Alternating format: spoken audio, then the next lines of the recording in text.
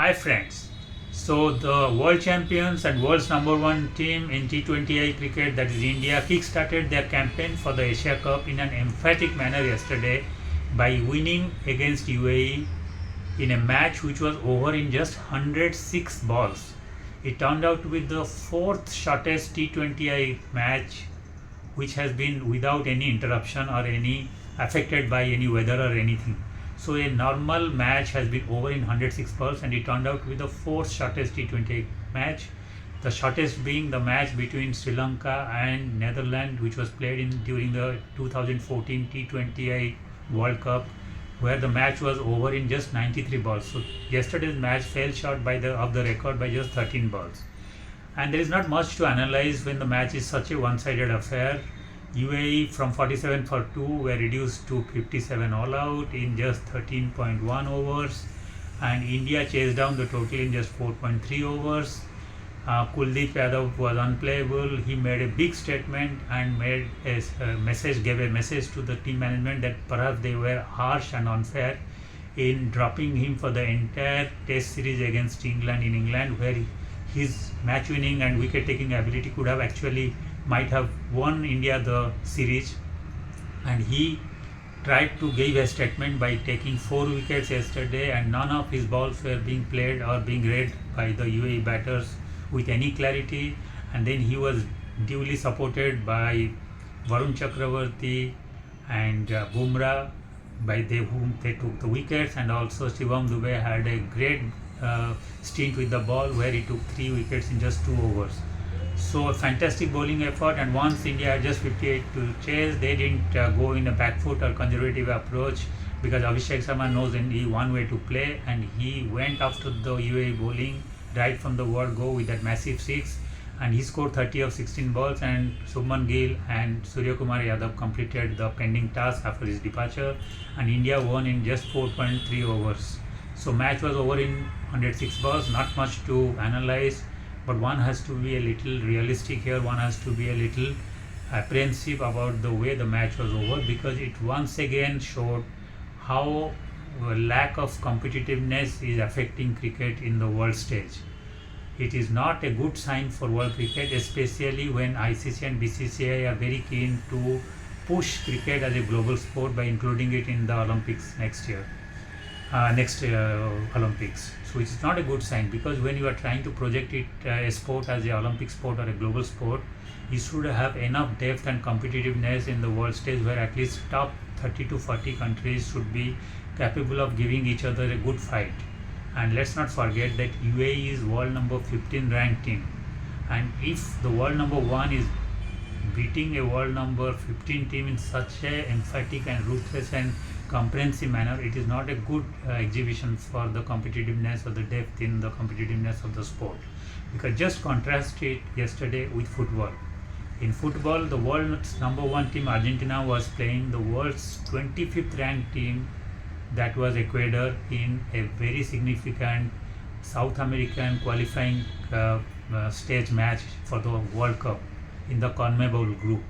And in that group match, Ecuador won it 1-0 against world's number 1 team and the world champions Argentina. That shows the depth and the competitiveness in football, where even a number 70 or 75 team can on its day beat a number 1 to 5 team in any given day, on any format or on any stage.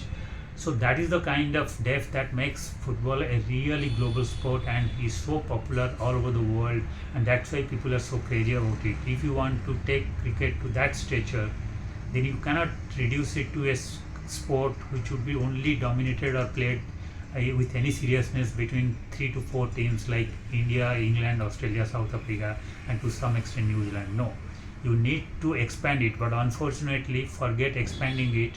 The teams which 20-25 years back were looking like on their way up, and they could actually reach the top echelon and be part of the elite group, like Bangladesh, Sri Lanka, Zimbabwe, Kenya, they have all fallen by the wayside and they are looking like going downhill.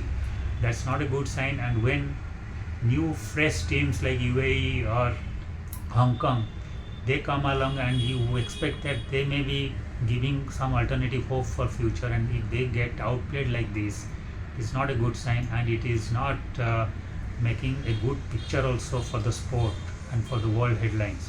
So that was one bad thing about yesterday's game on the global perspective. But yes, from the India's perspective, nothing could be better than the way India won, because it gives a huge statement to the rest of the teams, and it also shows India are now well ahead of the rest of the teams in Asia in terms of pedigree, talent, form, quality, and achievements.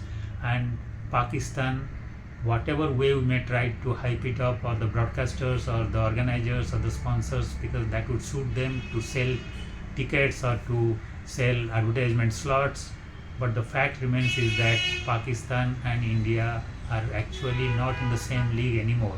There is a huge gap which is evident. Yes, Pakistan won a tri-nation against UAE and Afghanistan barely 4 days back, but that was a different kind of tournament, and when they would be playing against India, I think the gap in the quality would be very much evident, and it would be a Herculean task for Pakistan to give a great fight or to win this match.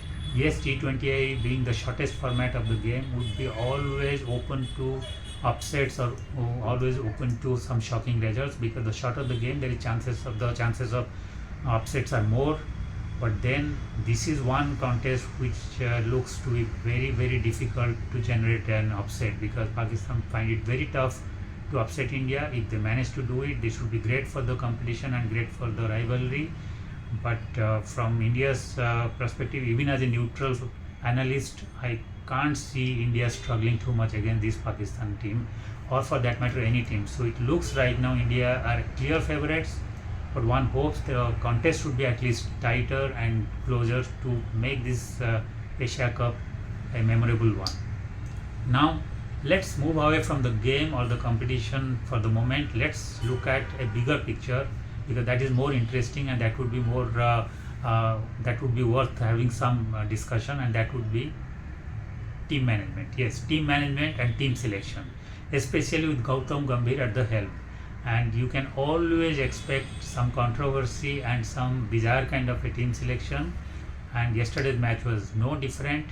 But if you see all the kind of bizarre selections which Gautam Gambhir has been part, both in terms of his selection for the Asia Cup or Champions Trophy before that, or during the Test series against England in England, there is only one thing consistent about Gautam Gambhir, which is he will never put a team on the pitch or in the field without 8 batters.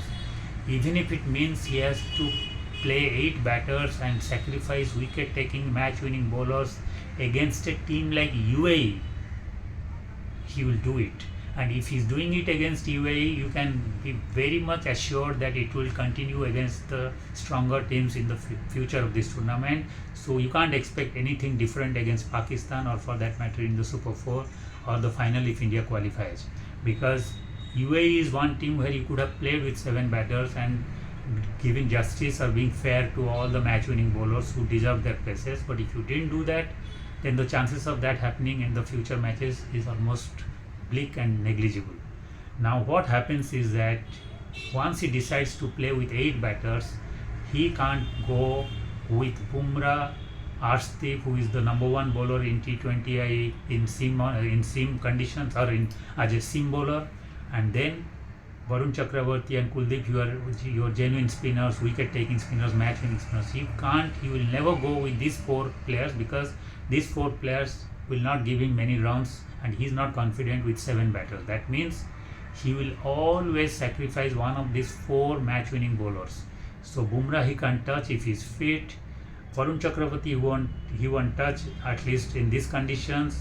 And Kuldeep, again, because it's Dubai and because he has tested success with playing 3 to 4 spinners in the Champions Trophy, he will not touch. So here the sacrificing lamb would be Arshdeep, who is India's number 1 seamer in T20I cricket. And if the same competition would have been played in, say, Australia or England or South Africa or New Zealand, then who would be sacrificed? It would be Kuldeep, because he would be forced to have at least 2 genuine seamers. So that means Arshdeep would be in, and if Arshdeep would be in, he will not sacrifice a Shivam Dube or even any other, or Akshar Patel. So naturally, he will have to sacrifice a genuine bowler who is not a great batter, and that would be Kuldeep. So even if Kuldeep took 4 wickets yesterday and he has shown that he is unsubstitutable and he cannot be touched, but let's make no mistake, he will be not replaced in these conditions in Dubai for the entire Asia Cup. That's my call. But once you shift the base, you shift the stage, you go to say South Africa or England or Australia or New Zealand, then it will be Kuldeep who will be once again warming the benches because Arshdeep will have to play, and then nobody will touch Akshar Patel even if he will not be very effective with the bowling, and naturally Varun Chakravarti, considering the kind of form he is there, he won't be touched. If tomorrow Varun is out of form, and then Varun will be sacrificed and Kuldeep can get a look in, but Varun and Kuldeep together will never be in the team where Arshdeep and Bumrah would be there. And that has been this formula and this logic that Gautam Gambhir has been consistently following, and that is the only thing which is transparent. But the fact remains is that your 4 match-winning bowlers are Bumrah, Arshdeep, Kuldeep and Varun, and they should be playing every match because that would be the part of a balanced bowling lineup also, because you need 2 genuine seamers. You can't go to play a T20 international match in a big tournament with just 1 genuine seamer and Hardik Pandya to just roll his arms over from the other side as a seamer, even though he has been pretty capable and pretty decent. But that's not the balanced bowling lineup. But then who can question Gautam Gambhir, because he has delivered. He has delivered with these bizarre team selections in most of the times, especially after the shock of series losses in India against New Zealand and in Australia against Australia. But then he has delivered the Champions Trophy. He has managed to draw a very tough 5-test series against England in England with an inexperienced batting lineup because of his team selection, though it was very bizarre, but he managed. And now also he has managed to start his campaign with an emphatic victory. So we can't question it, we can only have a difference of opinion, but we can't slam him or we can't criticize him unfairly because he has been delivering.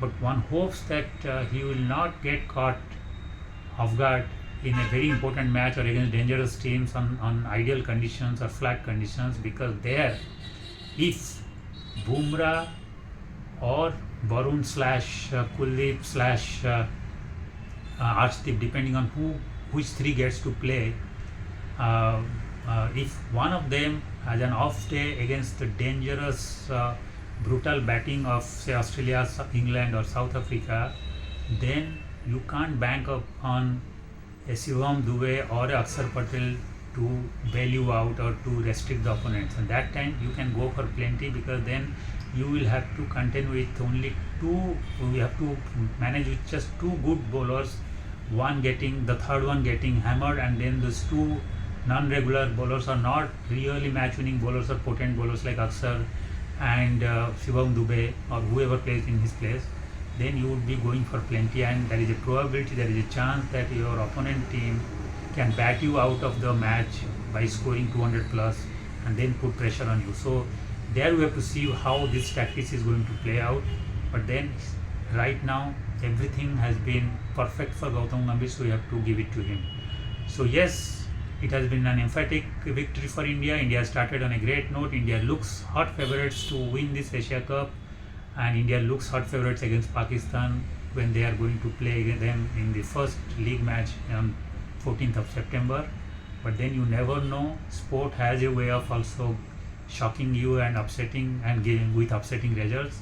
So who knows, there may be an upset possible, but that would be a miracle rather than a cricketing logic based outcome. We'll have to wait and watch on 14th of September. Thank you.